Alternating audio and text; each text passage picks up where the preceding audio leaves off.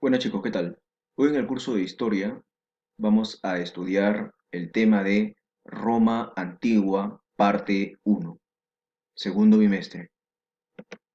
Los objetivos de la clase son que al final de ella ustedes puedan explicar la evolución histórica de la civilización romana desde el inicio de la monarquía hasta el fin de la república. Explicar los factores económicos, políticos y militares que posibilitaron que Roma se convierta en el máximo imperio esclavista de la historia, y van a poder conocer las instituciones públicas más importantes de Roma antigua. Muy bien, comenzamos. Roma antigua. ¿Cómo podemos definir a Roma? Bueno, en un concepto sencillo y claro, podemos definirlo como el máximo estado esclavista de la historia de la humanidad.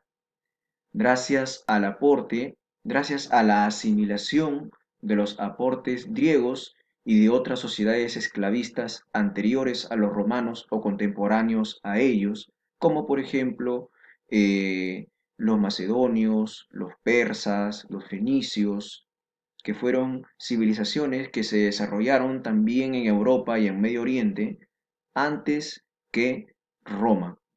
Recuerda también que Roma es el más extenso imperio de la Edad Antigua, parte de Europa, costas mediterráneas del África y del Cercano Oriente, como vamos a ver en varios mapas en esta clase, nos hacen referencia a que fue el máximo imperio esclavista de la historia antigua.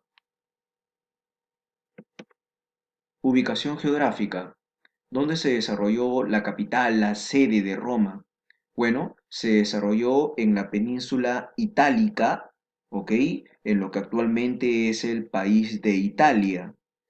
Esta región donde se desarrolla o se desarrolló Roma es conocida como la región del Lacio, ¿sí? Más o menos por acá, ¿sí? La región del Lacio, una zona fértil gracias a la presencia de un río, el río Tíber, muy conocido a nivel mundial por pasar pues por Roma, Italia, ¿ok?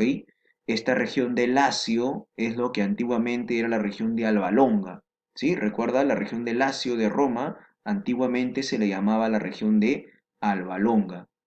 Entonces, en resumen, Roma se desarrolló pues en la península itálica, en el actual país de Italia. En esta imagen, por ejemplo, podemos ver eh, cómo es el mapa del Imperio Romano en su máxima expansión territorial, ¿verdad?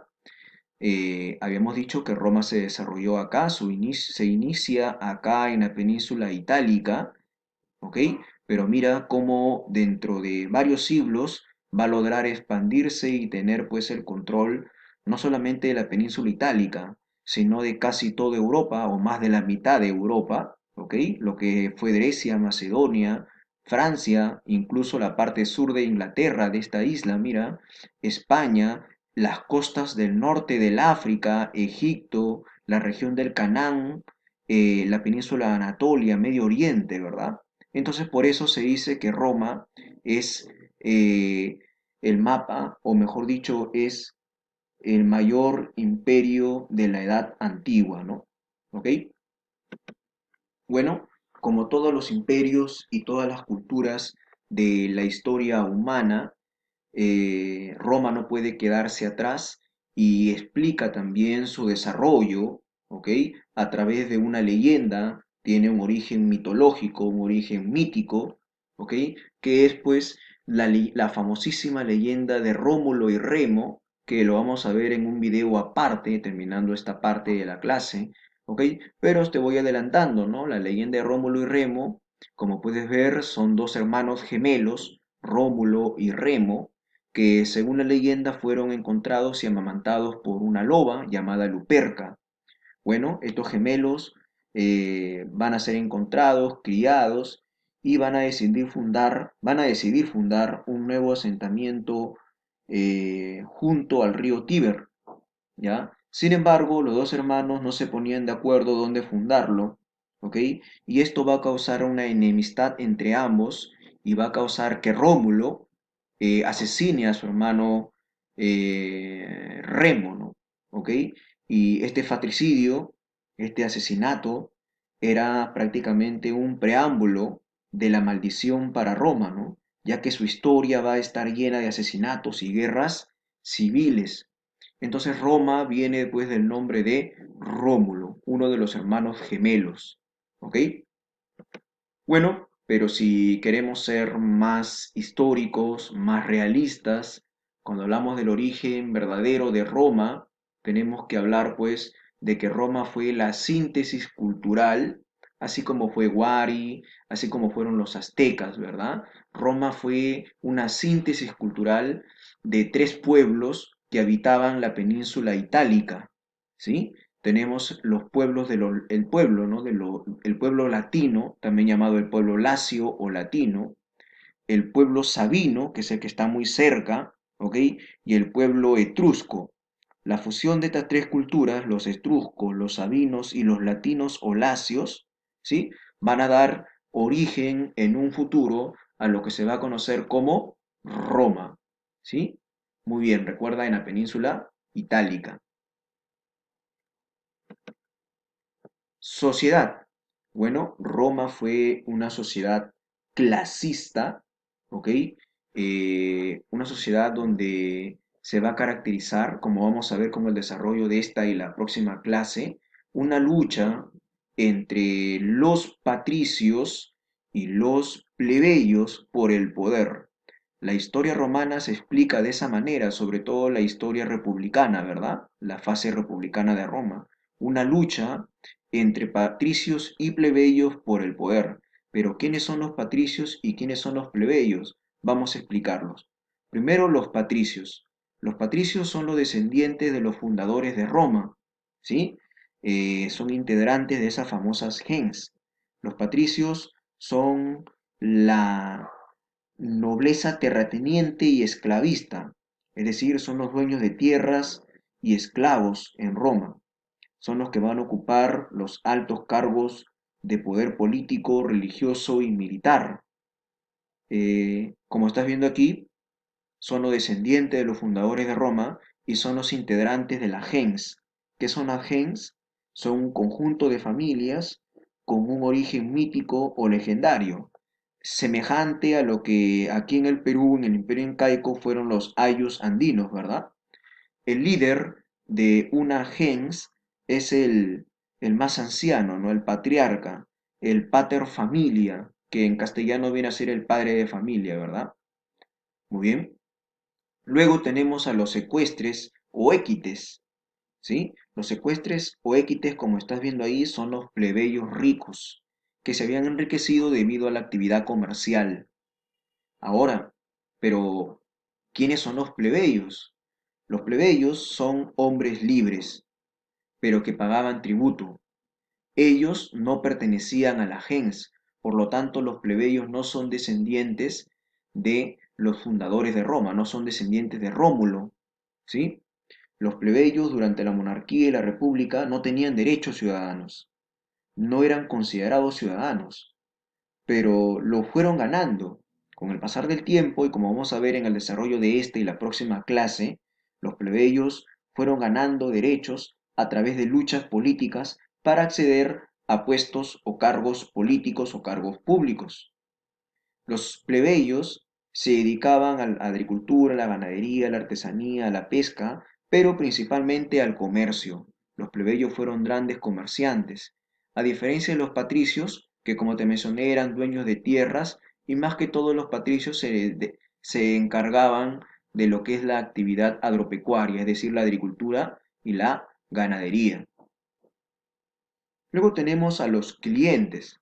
Los clientes son plebeyos pobres, ¿sí? Que se encontraban bajo el cuidado de un pater familia, ¿no? A cambio de sus servicios laborales. En otras palabras, los clientes eran algo así como los siervos o los servidores de los patricios, pero de un origen plebeyo, ¿sí? Plebeyos pobres, en otras palabras. Los libertos, bueno, como su mismo nombre lo dice, son aquellos esclavos que habían alcanzado su libertad por haberle brindado algún servicio especial a su amo. ¿Sí? Ellos vienen a ser los libertos. Finalmente, chicos, los esclavos. Los esclavos que eran la mano de obra de Roma, la base social del imperio romano, eran personas sin derecho alguno, considerados como herramientas laborales u objetos parlantes.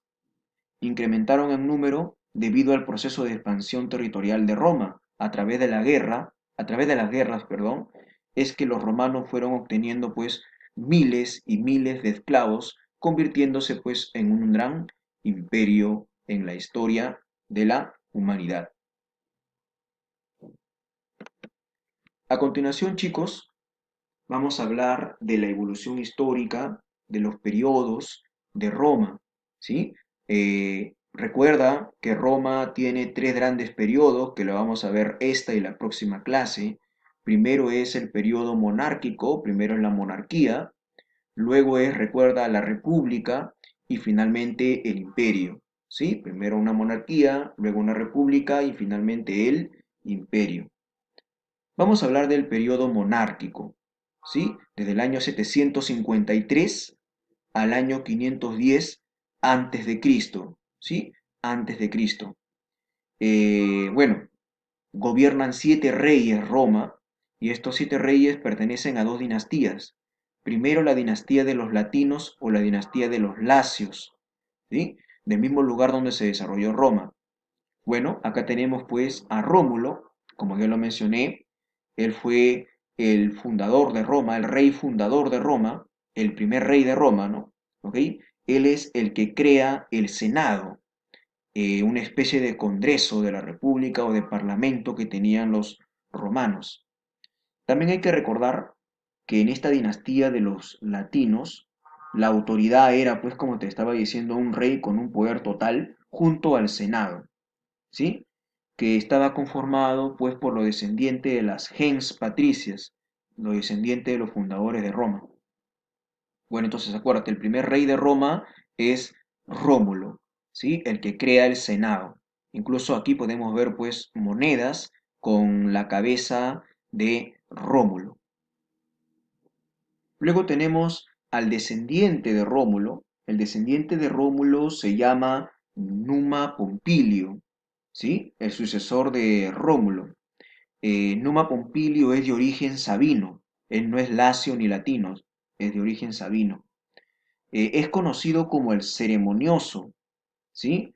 Lo llaman así porque hizo una gran cantidad de reformas religiosas en Roma, ¿sí? Por ejemplo, enseñó a los romanos la forma en que debían de rendir culto a sus dioses. Instituye en Roma las ceremonias religiosas.